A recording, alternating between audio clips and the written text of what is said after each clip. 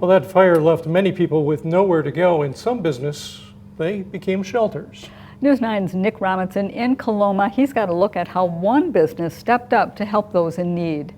Johannes Bar and Grill has been a popular spot to grab a cold one for over 30 years. But when a wildfire devastated most of the area yesterday, this watering hole became a safe haven.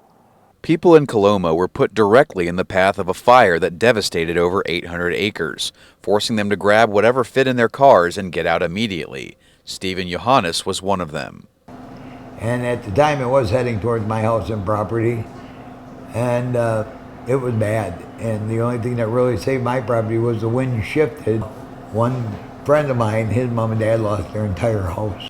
And after seeing how it affected his community, Johannes knew that he had to do something. So he opened up his bar and his hotel to people fleeing from the fire, giving them something to eat, something cool to drink, and a bed to sleep in. They were pretty much in fear for their lives, and they were afraid that their houses were going to be destroyed.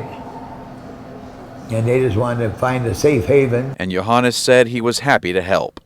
There was quite a few, not a ton of them, but I'd say 10 or 12.